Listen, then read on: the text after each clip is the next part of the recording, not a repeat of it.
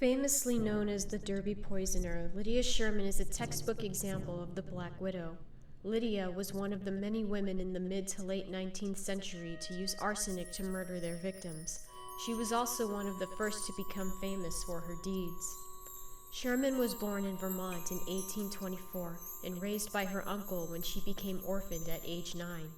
By the age of 16, Lydia worked as a seamstress and was faithfully attending the Methodist Church. It was here that she met her first husband, Edward Struck, who was 19 years her senior. During the couple's married life, Lydia and Edward had 7 children, adding to Edward's 6 from a previous marriage. The couple moved to New York City, and Lydia's husband became an upstanding police officer, refusing to give in to corruption, but was dismissed in 1863 for refusing to answer a call to a bar fight. Suffering from depression, Lydia took it upon herself to help support the family. By this time, 7 of their 13 children have moved out from the home. Lydia attempted to get her husband's job back by visiting the precinct captain. This attempt failed, and the captain, learning of Sherman's husband's mental state, advised her to put Edward out of the way by being hospitalized. Lydia went to the local pharmacy and purchased arsenic and was not questioned for the purchase of the common household substance. Sherman mixed the poison in her husband's porridge and spent the next day and night by her husband's bedside.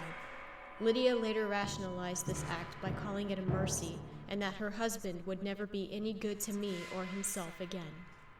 Lydia's husband died the next morning, and his death was ruled to be by natural causes.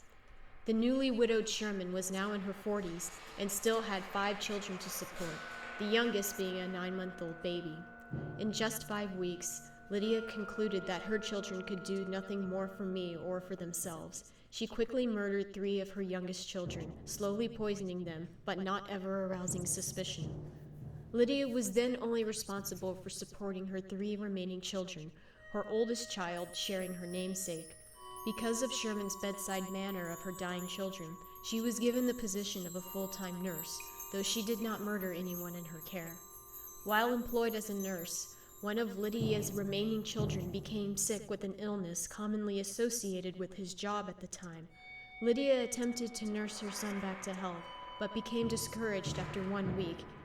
Fearing he too would become a burden, she mixed arsenic in his tea one night, and he died the next morning. Later that winter, Lydia's youngest daughter, Anne, became sick with a cold. Her older sister, Lydia Jr., took a less-paying job out of the home in order to help her sister recover. Sherman later said that if she got rid of Anne, her and Lydia Jr. could make a living. Anne passed away just 4 days later. Now, only the 2 women remained, Lydia and her daughter, Lydia Jr. However, the time together was short-lived, as when Lydia Jr. came down with the fever, she was buried with her father and other siblings not long after. Even after all of the rapid deaths, Lydia did not draw suspicion from authorities. She would later confess that she had nothing to do with her eldest daughter's death. Sherman's stepson, already suspicious of his father's death, urged authorities to examine the bodies of her deceased family members and test them for arsenic. However, Lydia, now free of any familial support, vanished. Sherman fled to Connecticut and was employed as a nurse for an elderly woman. Later, she met a recently widowed wealthy farmer, Dennis Hurlburt, and he employed her as a housekeeper. The 2 later married, only under the condition that he promised all that he was worth should be hers. The marriage lasted over a year, until Hurlburt, too, became seriously ill. Lydia would inherit a total of $30,000 in property and cash.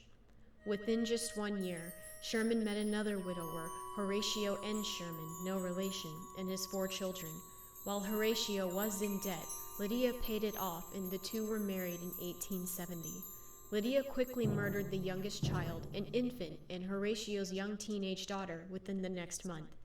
Later, a depressed Horatio was also poisoned by Lydia. On his deathbed, Horatio's caring physician asked him what medicine he'd been taking. Horatio responded with, "Only what my wife has been giving me." The physician sent a toxicology report to Yale University, and the results concluded that Horatio had ingested enough arsenic to kill several men. The bodies of Lydia's several victims were also exhumed, and it was determined that all of them had traces of arsenic in them.